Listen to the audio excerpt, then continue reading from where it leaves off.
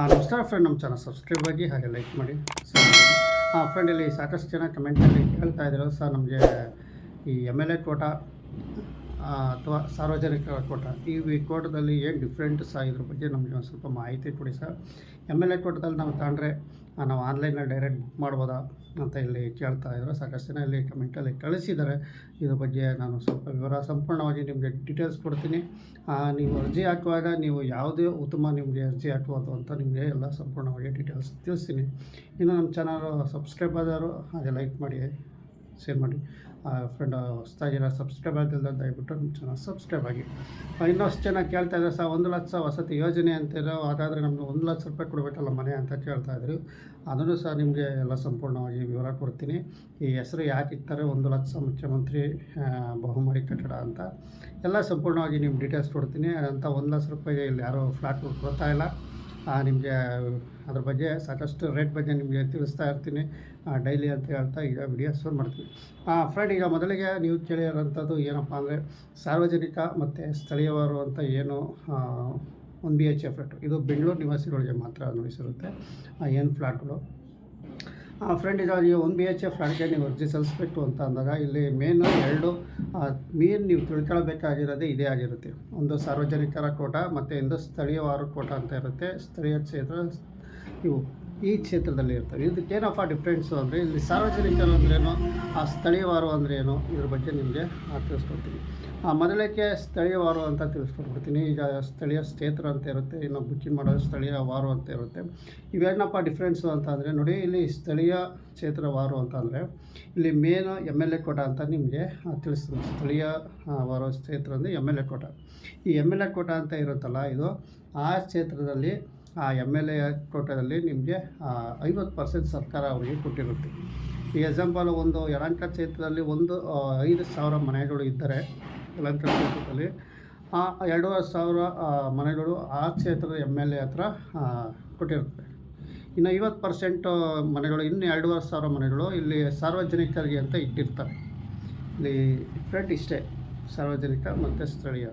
ಇಲ್ಲಿ ಸ್ಥಳೀಯವಾರ ಕಡೆ ನೀವು ಹೋದರೆ ನೇರವಾಗಿ ನೀವು MLA ಅರ್ಜಿ ಸಲ್ಲಿಸಿ ನೇರವಾಗಿ MLA ಹತ್ರನೂ ಹೋಗಿ ಫ್ಲ್ಯಾಟ್ಗಳು ನೀವು ತಗೊಬೇಕಾಗುತ್ತೆ. ಅವರು ಯಾವ ಜಾಗದಲ್ಲಿ ತೋರಿಸಿ ನಿಮಗೆ ಕೊಡ್ತಾರೋ ಆ ಜಾಗದಲ್ಲಿ ನೀವು ತಗೊಬೇಕಾಗುತ್ತೆ MLA. ಅದು ಸ್ಥಳೀಯವಾರು ಇದರಲ್ಲಿ.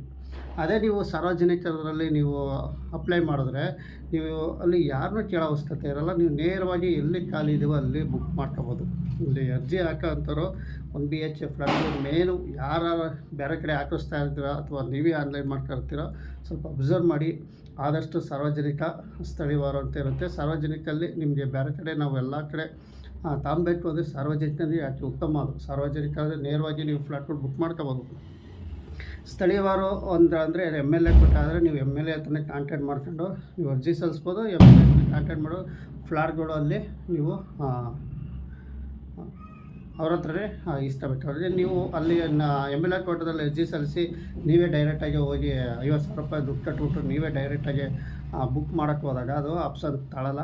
ಅದು MLA ಕೋಟಾ, ನಿಮ್ಮ ಅರ್ಜಿ MLA ಕೋಟಾ ಇರೋದ್ರಿಂದ ನೀವು ಫ್ಲ್ಯಾಟ್ ಡೈರೆಕ್ಟಾಗಿ MLA ಕೋಟಾದಲ್ಲಿ ನೀವು ಫ್ಲ್ಯಾಟ್ ಬುಕ್ ಮಾಡೋಕ್ಕಾಗಲ್ಲ. ನೀವು ನಿಮ್ಮ ಕ್ಷೇತ್ರದ MLA ಹತ್ರನೇ ನೀವು ಹೋಗಿ ಫ್ಲ್ಯಾಟ್ಗಳು ಎಲ್ಲಿ ಖಾಲಿ ಇದಾವೆ ಅಲ್ಲಿ ನೀವು ತಗೊಬೇಕಾಗುತ್ತೆ. ಅದೇ ಥರ ನೀವು ಸಾರ್ವಜನಿಕರು ಏನಾರು ನೀವು ನೇರವಾಗಿ ಫ್ಲ್ಯಾಟು ನೀವೇನಾರು ಸಾರ್ವಜನಿಕರಿಗೆ ನೇರವಾಗಿ ಅರ್ಜಿ ಸಲ್ಲಿಸಿದರೆ ನೀವು ಸಾರ್ವಜನಿಕರಲ್ಲಿ ಅದು ನೀವು ಎಲ್ಲಾದರೂ ನೀವು ಇವನ್ ನೀವು ಬೆಂಗಳೂರಲ್ಲಿ ಯಾವ ಕ್ಷೇತ್ರದಲ್ಲಿ ನೀವು ಖಾಲಿ ತೋರಿಸಿದ್ರೆ ಇಮಿಡಿಯೇಟ್ಲಿ ಬುಕ್ ಮಾಡ್ಕೋಬೋದು. ಅದು ಮೇನು ಇಲ್ಲಿ ತಿಳ್ಕೋಬೇಕಾಗುತ್ತೆ. ನೀವು ಸಾರ್ವಜನಿಕ MLA ಕೋಟಾ ಇಲ್ಲ ನಮ್ಮ MLA ಕಡೆಯಿಂದ ಅಲ್ಲೇ ಕ್ಷೇತ್ರದಲ್ಲೇ ನಾವು ತಾಂತೀವಿ ಅಂತಂದರೆ ನಿಮಗೆ ಅದು ಆಪ್ಷನು ನಿಮಗೆ MLA ಹತ್ರ ಕಾಂಟ್ಯಾಕ್ಟ್ ಮಾಡ್ಕೊಂಡು ಅರ್ಜಿ ಸಲ್ಲಿಸಿ MLA ಹತ್ರ ಕಾಂಟ್ಯಾಕ್ಟ್ ಮಾಡ್ಕೊಂಡು ನೀವು ಅಲ್ಲಿ ಖಾಲಿ ಇರೋ ಜಾಗದಲ್ಲಿ ನೀವು ತಗೊಬೋದು. ಇದು ಅಥವಾ ನಾವು ಬೆಂಗಳೂರಿನಲ್ಲಿ ಎಲ್ಲ ಕಡೆನೂ ನಾವು ತಾಂತೀವಿ, ಎಲ್ಲಿ ಬೇಕಾದ್ರೂ ನಾವು ತಾಂತೀವಿ ಏನಂದರೆ ಸಾರ್ವಜನಿಕ ಅಲ್ಲಿ ನೀವು ಅರ್ಜಿ ಸಲ್ಲಿಸೋದು ಉತ್ತಮ. ನೀವು ಅರ್ಜಿ ಸಲ್ಲಿಸುವಾಗ ಇದು ಮೊದಲು ಇದು ಯೋಚನೆ ಮಾಡಿ ಸಾರ್ವಜನಿಕ ಅರ್ಜಿ. ಆಮೇಲೆ ನೀವು MLA ಕೋಟಾಗೆ ಅರ್ಜಿ ಸಲ್ಲಿಸಿ, ಸರ್ ನಾವು ಇಂಥ ಕಡೆ ಫ್ಲ್ಯಾಟ್ ಬುಕ್ ಮಾಡ್ಕೋಬೇಕಾಯ್ತು, ನಾವು ಈಗ MLA ಕೋಟಾ ಅಂತ ಇದ್ದಾರೆ, ಈಗ ನಾವು ಚೇಂಜ್ ಮಾಡೋಕ್ಕಾಗಲ್ವಾ, ದುಡ್ಡು ಕೊಡಲ್ವ ನಮಗೆ, ನಾವು ವಾಪಸ್ ಕೊಡಲ್ವಾ, ಈ ಥರ ಕಮೆಂಟ್ಗಳು ಬೇಕಾದಷ್ಟು ಬಂದಿದ್ದಾವೆ. ಹಾಗಾಗಿ ನಿಮಗೆ ಅರ್ಜಿ ಸಲ್ಲಿಸುವಾಗ ನೀವು ಮೇನವಾಗಿ ಈ ಥರ ನೀವು ಸಾರ್ವಜನಿಕ ಸ್ಥಳೀಯರು ಅಂತ ನೀವು ಕ್ಲಿಯರಾಗಿ ತಿಳ್ಕೊಂಡು ನಿಮ್ಗೆ ಯಾವ ಚಾಯ್ಸ್ ಬೇಕೋ ಅದು ನೀವು ಅರ್ಜಿ ಸಲ್ಲಿಸಿ ಅಂತ ನಿಮಗೆ ತಿಳಿಸ್ತೀನಿ. ಮತ್ತು MLA ಕೋಟಾದಲ್ಲಿ ನೀವು ಏನು ಹಾಕಿರ್ತಾರೋ ಎಲ್ಲ ನೀವು MLA ಮನೆ ನಂಬರ್ ಆಗಲಿ ಅಥವಾ ಒಂದು ಚೀಟಿಯಲ್ಲಿ ಸ್ಲಿಪ್ಪೆಲ್ಲ ಬರ್ಕೊಡೋದಾಗಲಿ ಏನೋ ಎಲ್ಲ ನಿಮಗೆ ಅಲ್ಲೇ ದುಡ್ಡು ಕಟ್ಟಿದ್ರೆ ನಿಮಗೆ ಇಷ್ಟು ಇಂಥ ಕಡೆ ಜಾಗ ಈ ಥರ ಜಾಗದಲ್ಲಿದ್ದಾವೆ, ಈ ಥರ ಅವರೇ ಎಲ್ಲ ಸೆಲೆಕ್ಟ್ ಮಾಡಿ ನಿಮಗೆ ಫ್ಲ್ಯಾಟ್ಗಳು ಕೊಡ್ತಾರೆ ಅಂತ ತಿಳಿಸ್ಬೋದು. ಇಷ್ಟು ಮಾತ್ರ ನಿಮಗೆ ಈಗ ತಿಳಿಸ್ಕೊಡ್ತೀನಿ. ಸಾರ್ವಜನಿಕ MLA ಕೋಟಾ ನಿಮ್ಗೆ ಅರ್ಥ ಆಯಿತು ಅಂತೀನಿ. ಸಾರ್ವಜನಿಕರಾದರೆ ನೇರವಾಗಿ ನೀವು ಆನ್ಲೈನ್ ಬೆಂಗಳೂರಲ್ಲಿ ಯಾವ ಜಾಗದಲ್ಲಿದ್ದರೂ ನೀವು ಫ್ಲ್ಯಾಟ್ಗಳಿಗೆ 49,000 ಚಿಲ್ಲರೆ ಮನೆಗಳಲ್ಲಿ ನೀವು ಎಲ್ಲಾದರೂ ಬುಕ್ ಮಾಡ್ಕೋಬೋದು ಅಂತ ಹೇಳ್ತೀನಿ. ಅದೇ ಸ್ಥಳೀಯವಾರು ಅಂದರೆ ನಿಮ್ಮ MLA ಕೋಟಾದಲ್ಲಿ ಹೋದರೆ ನಿಮ್ಮ ಕ್ಷೇತ್ರದಲ್ಲಿ ಯಲಹಂಕ ಕ್ಷೇತ್ರ ಆದರೆ ಯಲಹಂಕ ಕ್ಷೇತ್ರದಲ್ಲೇ, ಯಶವಂತಪುರ ಆದರೆ ಯಶವಂತಪುರ ಕ್ಷೇತ್ರದಲ್ಲೇ, ಎಲೆಕ್ಟ್ರಾನ್ ಸಿಟಿ ಆದರೆ ಎಲೆಕ್ಟ್ರಾನ್ ಸಿಟಿ, ದಾಸರಳ್ಳಿ ಆದರೆ ದಾಸರಳ್ಳಿಯಲ್ಲೇ ನೀವು ನೋಡ್ಕೋಬೇಕು ಹೊರತು ಈಚೆ ಬರೋಕ್ಕಾಗಲ್ಲ. ಇಷ್ಟು ನಿಮಗೆ ತಿಳಿಸ್ಕೊಡ್ತೀನಿ. ಸಾರ್ವಜನಿಕ ಆದರೆ ನೀವೆಲ್ಲರೂ ಬುಕ್ ಮಾಡ್ಕೋಬೋದು, ಅದು ನಿಮ್ಮ ಕೈಯಲ್ಲಿರುತ್ತೆ. ನೀವು ಆಪ್ಷನ್ ನೀವೇ ನೋಡ್ಕೊಂಡು ನೀವೇ ಬುಕ್ ಮಾಡ್ಕೋಬೋದು. ಇಷ್ಟು ಮೇನ್ ನಿಮಗೆ ತಿಳಿಸ್ಕೊಡ್ತೀನಿ. ನೆಕ್ಸ್ಟು ಈಗ 1 ಲಕ್ಷ ವಸತಿ ಯೋಜನೆ, 1 ಲಕ್ಷ ಮುಖ್ಯಮಂತ್ರಿ ಬಹುಮಾಡಿ ಕಟ್ಟಡ BH ಫ್ಲ್ಯಾಟು. ಒಬ್ಬರು ಕಮೆಂಟ್ ಹಾಕಿದ್ರು, ಅವ್ರೇನು ಹಾಕ್ತಾಯಿದ್ರು ಸರ್ 1 ಲಕ್ಷ ಮುಖ್ಯಮಂತ್ರಿ ವಸತಿ ಬಹುಮಾಡಿ ಕಟ್ಟಡ ಅಂತ ಹೇಳ್ತಾರೆ, ನಾನು CM ಹತ್ರ ಹೋಗಿ 1 ಲಕ್ಷ ಮನೆ ಹಾಕ್ಬಿಡಲ್ಲ ಅಂತ ಕೇಳ್ತೀನಿ ಅಂತ ಒಬ್ಬರು ಕಮೆಂಟ್ ಹಾಕಿದ್ರು. 1 ಲಕ್ಷ ಹೆಸರು ಇಕ್ಕಿದ್ದೀರಾ, 1 ಲಕ್ಷ ಮನೆ ನೀವು ಕೊಡ್ತಾಯಿಲ್ಲ ಯಾಕೆ, ನಾನು CM ಹತ್ರನೇ ಕಾಂಟ್ಯಾಕ್ಟ್ ಮಾಡಿ ನಾನು ಕೇಳ್ತೀನಿ ಸರ್ ಇದ್ರ ಬಗ್ಗೆ ಅಂತ ಹೇಳಿದ್ರು. CM ಅವ್ರ ಹತ್ರ ಹೋಗಿ ಕೇಳೋ ತೊಂದರೆ ಏನಿಲ್ಲ. ಬಟ್ ಇಲ್ಲಿ ಏನು ಹೆಸರು ಯಾಕೆ ಬಂತು ಅಂದರೆ ಮೊದಲು ತಿಳ್ಕೊಳ್ಳಿ. ಇಲ್ಲಿ ನಾನು ನಿಮಗೆ ಹೇಳ್ತೀನಿ ನೋಡಿ. 1 ಲಕ್ಷ ಮುಖ್ಯಮಂತ್ರಿ ಬಹುಮಾಡಿ ಕಟ್ಟಡ ಅಂತ ಹೇಳೋದು ನಮ್ಮ ಬೆಂಗಳೂರಿನಲ್ಲಿ ಏನು ಜನಗಳಿಗೆ, ಬಡ ಜನಗಳಿಗೆ 1 ಲಕ್ಷ ಮನೆ ನಿರ್ಮಾಣ ಮಾಡಿ ಅವರಿಗೆ ಮನೆ ಹಂಚಿಕೆ ಮಾಡೋಕ್ಕೆ ಇದು ಒಂದು ಪ್ಲ್ಯಾನ್ ಮಾಡಿತ್ತು ಸರ್ಕಾರ. ಹಿಂದಿನ ಸರ್ಕಾರ ಏನಿತ್ತು, ನಮ್ಮ ಬೆಂಗಳೂರಿನಲ್ಲಿ 1 ಲಕ್ಷ ಮನೆಗಳು ನಿರ್ಮಾಣ ಮಾಡಿ ಬಡವರಿಗೆ ಹಂಚಿಕೆ ಮಾಡಬೇಕು ಅಂತ ಇದು ತೀರ್ಮಾನ ಆಗಿತ್ತು. ಈಗ ಅದು ಸದ್ಯಕ್ಕೆ 1 ಲಕ್ಷ ಗುರಿ ಹೊಂದಕ್ಕೆ ಸಾಧ್ಯ ಇಲ್ಲ ಅಂತ ಪರಿಸ್ಥಿತಿ ಬಂದಿದೆ. ಅಂದರೆ ಯಾಕಪ್ಪ ಅಂದರೆ ಅವರು ಹೇಳೋ ಪ್ರಕಾರ 1 ಲಕ್ಷ ವಸತಿ ಯೋಜನೆ ನಾವು ಪೂರ್ಣಗೊಳಿಸೋಕ್ಕಾಗಲ್ಲ. ಈಗ 49,000 ಮನೆಗಳು ಏನು ನಿರ್ಮಾಣ ಆಯ್ತವೋ ಅವೆಲ್ಲ ಕಂಪ್ಲೀಟಾಗಿ ಕ್ಲೋಸ್ ಮಾಡ್ತೀವಿ, ಸಾಧ್ಯವಾದರೆ ನಾವು ಅದನ್ನ ಮುಂದುವರಿಸ್ತೀವಿ, ಇಲ್ಲಾಂದರೆ ಇಲ್ಲ ಅಂತ ತಿಳಿಸ್ತಾ ಇದ್ದಾರೆ. ಯಾಕಪ್ಪ ಅಂದರೆ ಇವರು ಕೊಟ್ಟಿರೋ ಜಾಗಗಳು, ಸರ್ಕಾರ ಕೊಟ್ಟಿರೋಂಥ ಜಾಗಗಳು ಗೋಮಾಳ ಅಂತೆ, ಮತ್ತು ಬೆಟ್ಟ ಗುಡ್ಡಗಳು ಇವೆಲ್ಲ.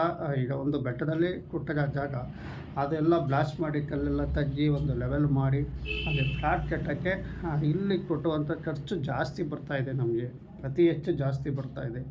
ಹಾಗಾಗಿ ಮುಂದಿನ ಆಲೋಚನೆ ಮಾಡ್ತೀವಿ. ಈ ಸದ್ಯಕ್ಕೆ 49,000 ಮನೆಗಳು ಏನಿದೋ ಆ ಚಿಲ್ಲರೆ ಮನೆಗಳು ಪೂರ್ಣಗೊಳಿಸ್ತೀವಿ ಅಂತ ತಿಳಿಸಿದ್ದಾರೆ. ಇಷ್ಟೇ.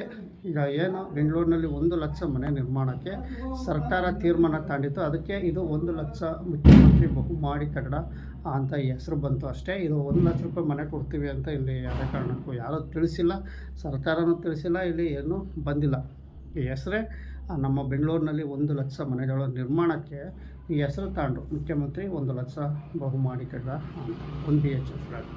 ಇಷ್ಟು ನಿಮಗೆ ತಿಳಿಸ್ಕೊಡ್ತೀನಿ. ಈ ಸ್ಕೀಮಲ್ಲಿ 1 BHನೂ ಐತೆ, 2 BHನೂ ಐತೆ.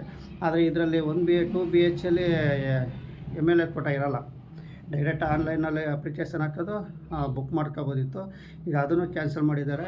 ನಾನು ನೇರವಾಗಿ ಬುಕ್ ಮಾಡೋದು. ಈಗ 2 BHನ ಲಾಟ್ರಿ ಮುಖಾಂತರ ಅಂದರೆ ಹರಾಜು ಬಿಡ್ತೀವಿ ಅಂತ ತಿಳಿಸ್ತಾ ಇದ್ದಾರೆ. ಇಷ್ಟು ನಿಮಗೆ ಕ್ಲಿಯರಾಗಿ ತಿಳಿಸ್ತೀನಿ ನೋಡಿ. ನಿಮ್ಗೆ ಅರ್ಥ ಆಯಿತಾ?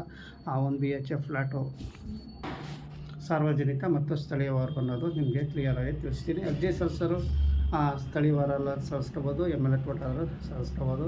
ನಿಮಗೆಲ್ಲ ಕಡೆ ಬೇಕು, ನನಗೆ ಎಲ್ಲರೂ ಸರಿ, ನನಗೆ ಫ್ಲ್ಯಾಟ್ ಬೇಕೇ ಬೇಕು ಅನ್ನೋರು ಸಾರ್ವಜನಿಕರಲ್ಲಿ ನೇರವಾಗಿ ಆನ್ಲೈನ್ ಅರ್ಜಿ ಸಲ್ಲಿಸಿ ಅಂತ ಹೇಳ್ತಾ ವಿಡಿಯೋ ಮುಗಿಸ್ತಾ ಇದ್ದೀನಿ. ನಮಸ್ಕಾರ.